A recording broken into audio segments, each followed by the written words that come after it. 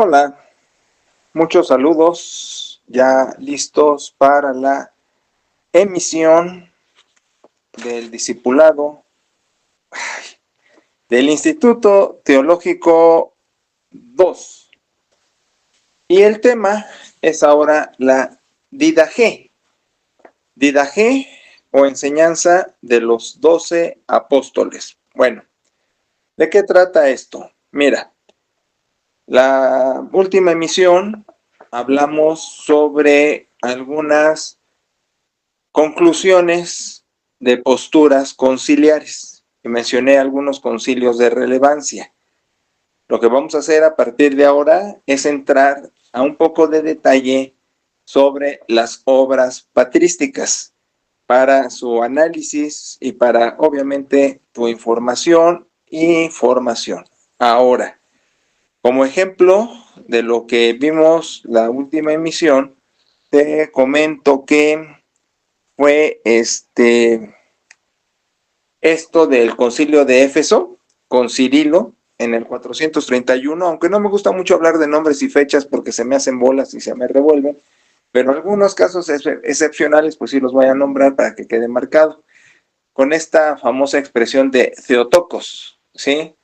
De la Virgen María, o María simplemente, como la Madre de Dios. Y fíjate que de estas cuestiones de vida tan marcadas en esos tiempos y tan definitivas, porque eran cruciales, eran tiempos de vida o muerte, de guerra o paz, por ideas, por ideas. Ahora, con esto de decirte vida y muerte, pues no me estoy refiriendo a que necesariamente se mataban, aunque sí va a haber algunos casos excepcionales, pero un poquito más adelante lo mencionaré. Aquí el asunto va a ser que eran muy arraigadas las posiciones y te he dicho, aunque lo he descrito por episodios, que la verdad estaban muy mezclados. Había gnósticos como arrianos, como sofistas, como gente que manejaba el usios, homusios, heterousios, hipóstasis dentro de la misma congregación. No teníamos de este lado estos, de este lado aquellos, sino estaban mezclados. Y adrede de la hipóstasis, esto de dos naturalezas en Dios, humana y divina, pues hasta hoy día llega. Yo me acuerdo que como oveja en la congregación a la que asistía, te nos decía y se recalcaba, María fue la madre de Jesús, mas no de Cristo. Y con eso es una herejía, porque pues desprendes de la persona de Jesucristo su divinidad. Y eso no fue. Mira, los misterios bíblicos, que no, pues, por misterio, no tiene manera de explicarlo, pues se deben aceptar nada más los hechos y saber que el Dios hombre estuvo en el vientre materno y así nació. Por eso yo sí digo que María fue la madre de Dios, no tengo reparo alguno.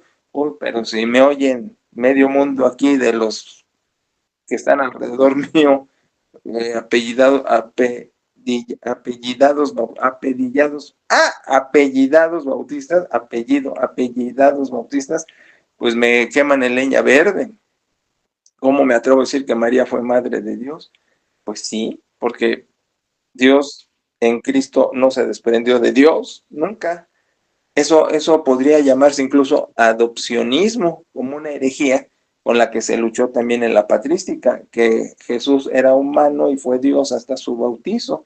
Entonces, pues son muchos problemas queriendo contestar otros problemas. Y pues en teología, lo más sensato, lo más sabio, lo más correcto es entender el apartado de misterio y darle cierta explicación hasta donde la mente y las palabras nos alcancen, en el entendido de que el Dios hombre, Dios, todo hombre, estuvo en el vientre materno. María fue madre de Dios. Ahora, yo no estoy diciendo que María sea corredentora. Esto quiere decir, y se empleó en el Concilio Vaticano II en 1962, el pleito de si María debería estar en la Trinidad, porque era corredentora, es decir, participó en la redención humana.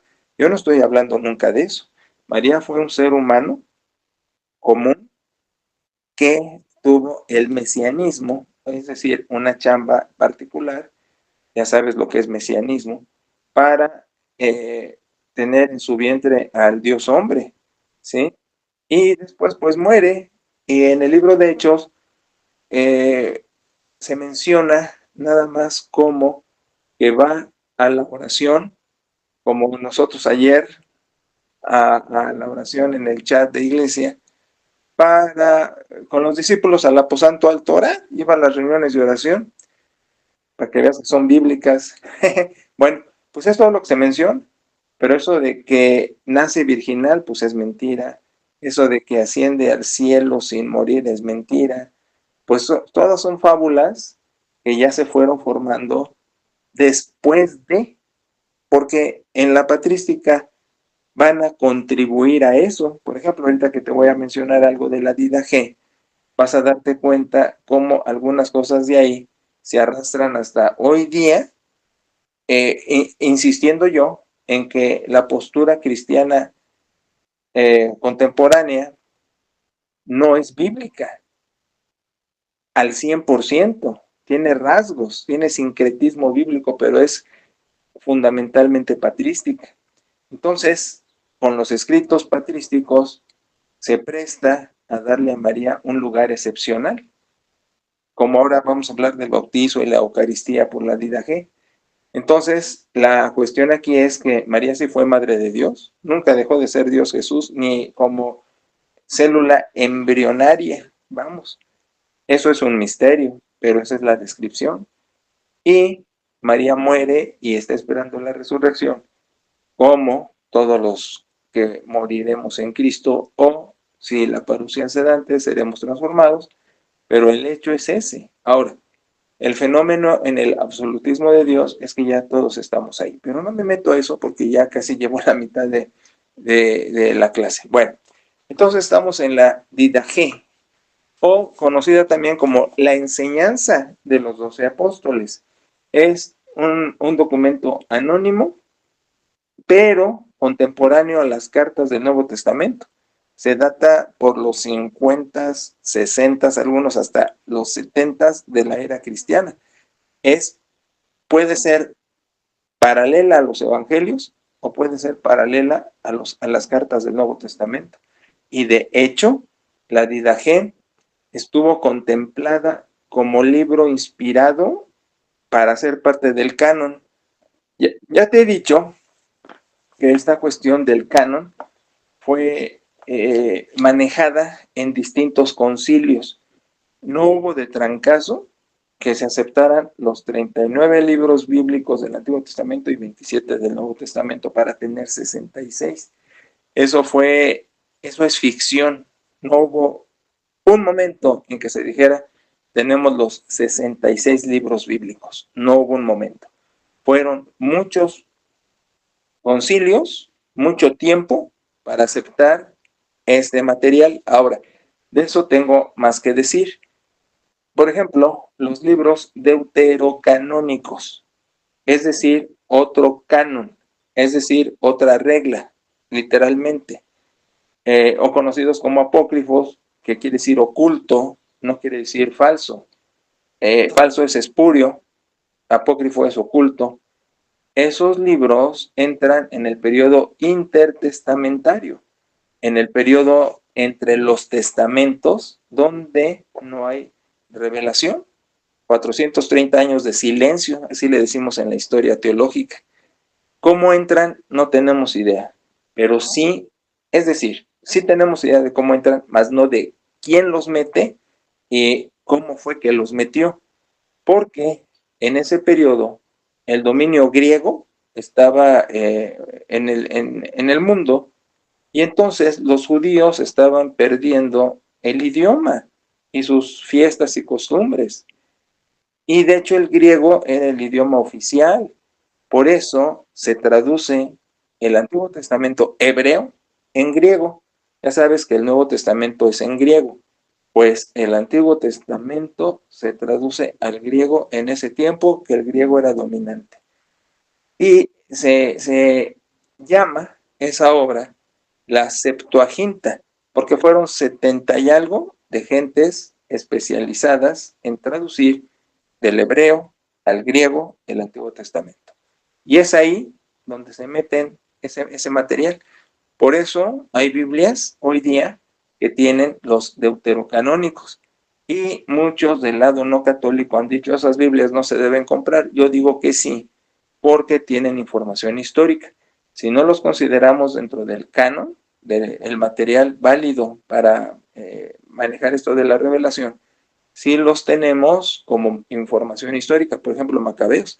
Macabeos nos dice la guerra precisamente de Judas, el martillo, Macabeo, llamado así por el apócrifo, perdón, ¿cómo se dice? De las poesías acróstico que viene con las iniciales del salmista, donde quien como tú entre los dioses, etcétera, y eso es Macabeo. Entonces, el caso fue que la guerra contra los griegos es descrita en esos libros históricos. Ahora, regresando al canon, pues ya te he dicho, Lutero no aceptó algunos libros y la Didache, dentro de este manejo de cómo los tenemos, pues estaba por ser aceptada, no ser aceptada dentro del material bíblico. Ahora, hablando de supersticiones, cuando yo era ovejita ingenua, me habían dicho que era maravillosa la escritura porque no tenía contradicciones. De Génesis, Apocalipsis, no había contradicción alguna. Y bueno, como muchas ovejas ingenuas, pues dijimos, es una maravilla la Biblia, como si hubiera bajado del cielo la versión Reina Valera. Y esa es la estupidez más grande, porque así están todos en las iglesias. Yo corregí en un sermón una traducción mal hecha en la Reina Valera y un tipo ya me andaba quemando leña verde porque me atreví a hacer eso. O sea, creen que la Biblia llegó en español. Y luego se confunden con esto de que en Apocalipsis dice que quien quita y añade, sin entender que eso se refiere al mensaje de las 7 cartas a las iglesias de Asia, que la preservación del material era importante por la persecución tan salvaje. Entonces, regresando a lo del canon, pues te digo que costó la aceptación y esto de que no se contradecía, pues no es magia. Fueron 3 criterios los que se emplearon en los concilios a lo largo de la historia para dejarlo final en Trento con 66 libros, con que conociéramos al autor. Por eso Hebreos sufrió, entró con calzador, porque nunca se conocía el autor, que fuera de un uso popular, que se usaran mucho en las congregaciones y por el liderazgo, y que no se contradijera. Adrede se buscó que no se contradijera, entonces no fue magia, no están los 66 libros desde el cielo. O sea, la mente humana buscó que no se contradijeran y tener así los 66 libros bíblicos. Ahora, eso no es malo, ni daña nuestra fe. Entendemos la razón y el origen, pero te digo, es mi insistencia de intelectualizar o racionalizar la fe, que no es un problema la fe. O sea, no le quita deidad a Dios, ni a Cristo, ni su eficiencia en su obra salvífica, ni la revelación pierde valor. Bueno, fíjate, ya se me fue todo el tiempo con la introducción a la Didache, que pudo haber sido parte del canon, pero que no, porque no se conoció el autor y porque sí trae elementos contradictorios, pues que ya no te los puedo decir, porque mis videos quiero que duren 15 minutos para no aburrirte, para dejarte picado y para que sean de fácil consumo, que en un ratito, pues hasta en el baño te los eches, ¿no? Bueno, ¿qué vamos a dejar de tarea? Mira, vamos a dejar de tarea esto porque pues solo te hablé de la Didache, ni siquiera la introduje, solo es material anónimo que pudo haber sido parte del canon, que es contemporáneo a los escritos del Nuevo Testamento, pero déjame dejarte esta tareita. Investígame cómo veían el bautizo y cómo veían la Eucaristía en la Didache. Esa es la tarea.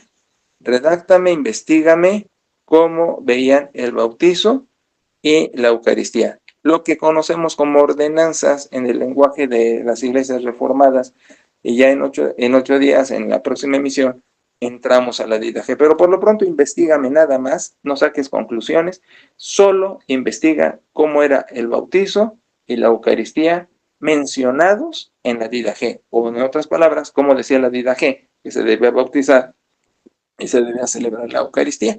Que Eucaristía, palabra griega, solo quiere decir dar gracias. Sí, lo que hizo Jesús en la Pascua al dar gracias, porque su cuerpo, etcétera, etcétera. ¿Quedamos? Bueno, pues hasta la próxima emisión, si Dios quiere. Saludos y bendiciones.